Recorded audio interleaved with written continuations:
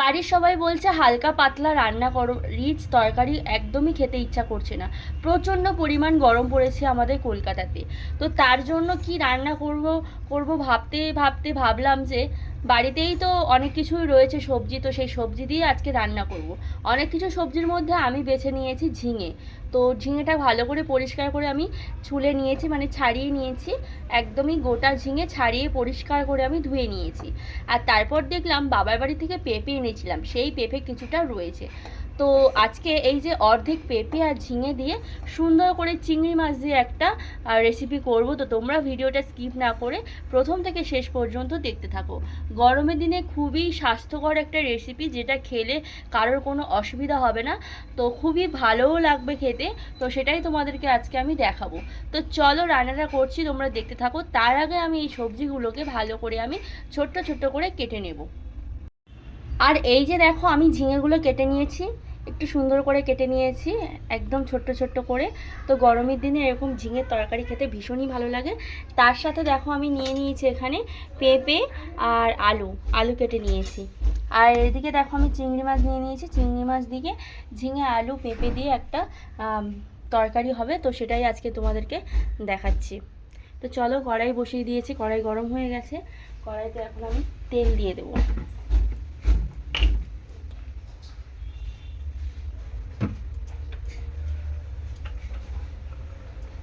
আর যে চিংড়ি মাছ খোসা ফেলে দেওয়া হয়েছে দিয়ে ভালো করে কেটে নিয়েছি। তেলটা ভালো করে গরম করে নেব, নিয়ে চিংড়ি মাছটা দিয়ে দেব।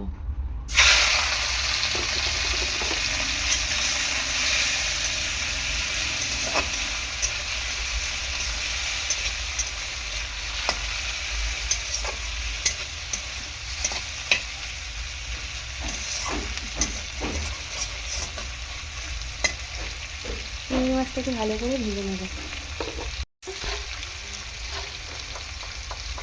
চিংড়ি মাছটা ভাজার সময় একটু লবণ দিয়ে দেবো পরিমাণ মতো, চিংড়ি মাছের পরিমাণ অনুযায়ী।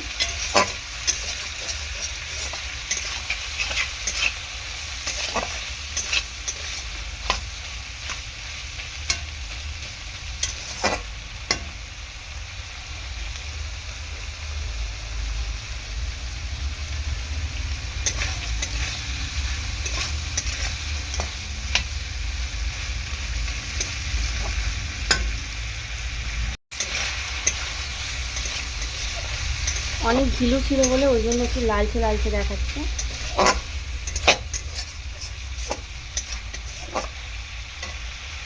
হলুদ গুঁড়োও দিয়ে দেবো। চিংড়ি মাছ বেশি ভাজলে ফিকে হয়ে যায়, সেই জন্য আর একদমই ভাজবো না, এটাকে আমি নামিয়ে নেব।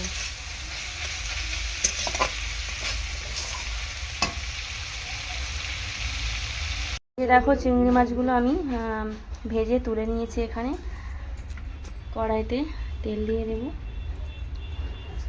পরিমাণ মতো, জিরে ফোড়ন দিয়ে দেব।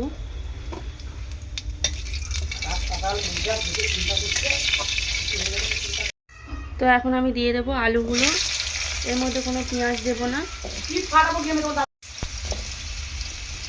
আলুগুলো দিয়ে দেবো, তার সাথে সাথে এই যে তোমার পেঁপেগুলোও দিয়ে দেবো।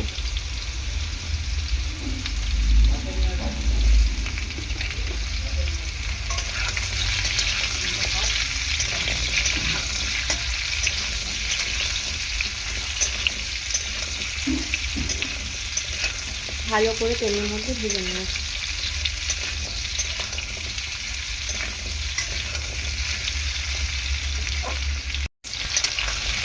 গরমের দিনে এরকম হালকা পাতলা রেসিপি খেতে খুবই ভালো লাগে। আর পেঁপের সাথে এমনি পেঁয়াজ দিলে ভালো লাগে না, তো পেঁপে এরকম সিম্পলভাবে তোমরা রান্না করে দেখবে, পেঁপে আলু বেশ ভালোই লাগবে। আলুটাকে আর পেঁপেটাকে ভালো করে তেলের মধ্যে ভেজে নেব 3-4 মিনিট মতো।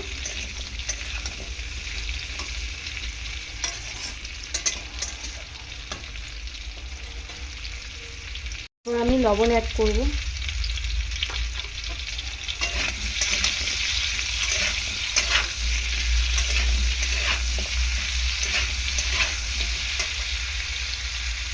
তারপরে দিয়ে দেবো হলুদ গুঁড়ো।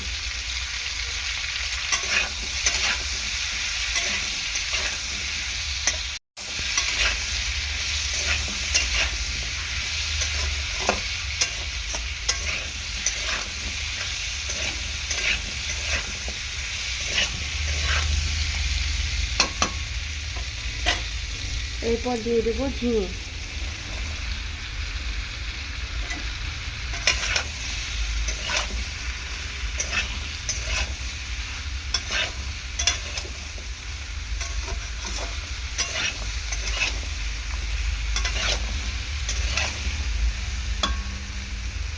তো ভালো করে সবজিটাকে এরকম কষিয়ে নেব।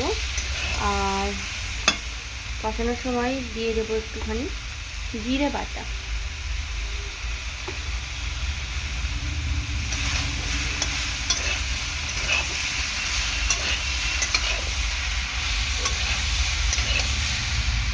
তার মধ্যে দিয়ে দেবো কয়েকটা কাঁচা লঙ্কা, কাঁচা পাকা মিশিয়ে লঙ্কা।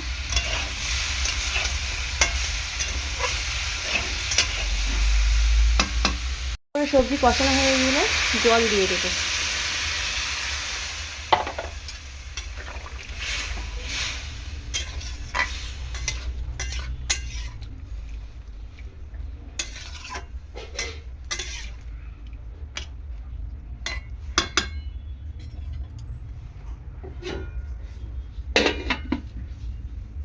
তো এবার ঢাকনাটা খুলে দেব।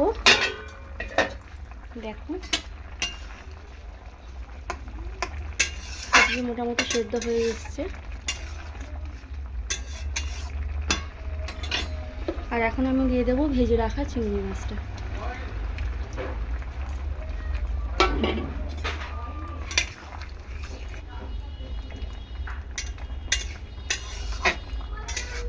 ভেজে রাখা চিংড়ি মাছটা দিয়ে দিয়েছি।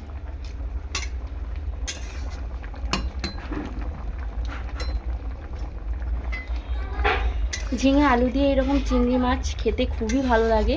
তোমরাও বাড়িতে একবার রান্না করে দেখো। তো দেখো একদম লোভনীয় সবজি একটা হচ্ছে চিংড়ি মাছ দিয়ে সবজির তরকারি। তো খুবই ভালো লাগে,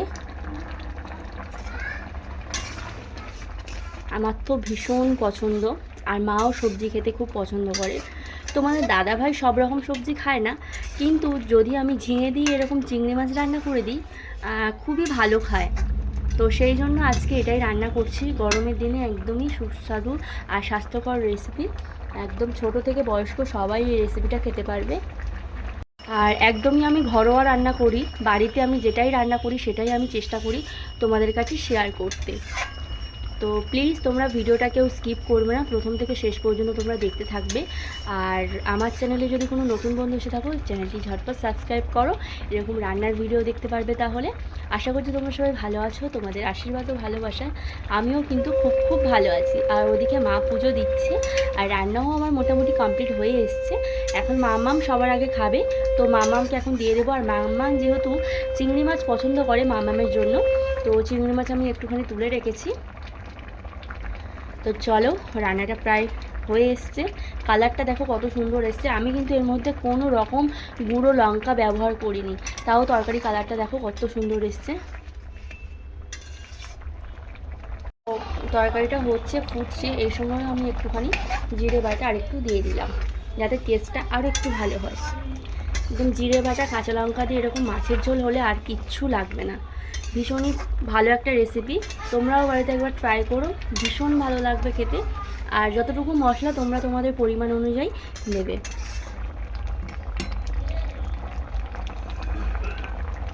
তো এখন আমার তরকারিটা মোটামুটি হয়ে গিয়েছে, নামিয়ে নেব। আর খুব সুন্দর গন্ধ বেরোচ্ছে। আগে আমি সবজি খেতাম না, কিন্তু এত সুন্দরভাবে সবজি রান্না করলে খেতে অবশ্যই তোমাদের মন চাইবে। আর এখন আমি সবজি খুব পছন্দ করি। তো তরকারিটা এখন নামিয়ে নেব।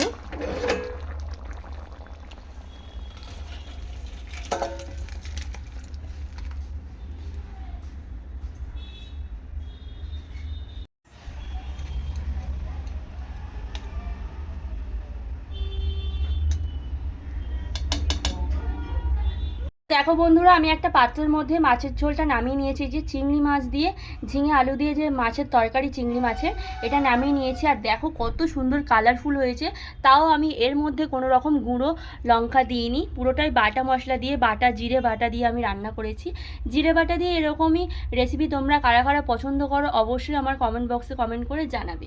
একদমই লোভনীয় স্বাস্থ্যকর একটা রেসিপি, জিরের বাটা দিয়ে ঝিঙে দিয়ে এই যে এটা রান্না করেছি। গরম গরম ভাতের সাথে জাস্ট ফাটাফাটি লাগবে। আর গরমের দিনে তোমাদের যারা চিন্তা করো যে এত রিচ খাবার দাবার খাবো না, তাদেরকেই বলছি বাড়িতে এরকম ঝিঙে এনে রান্না করে খাও, ভীষণই ভালো লাগবে আর সবাইকে খাওয়াও। বয়স্ক থেকে বাচ্চা সবাই এই রেসিপিটা খুব ভালো খাবে। তো এরকম ভিডিও দেখতে হলে প্রিয়াঙ্কা বালা ইউটিউব চ্যানেল তোমরা সাবস্ক্রাইব করে রাখো।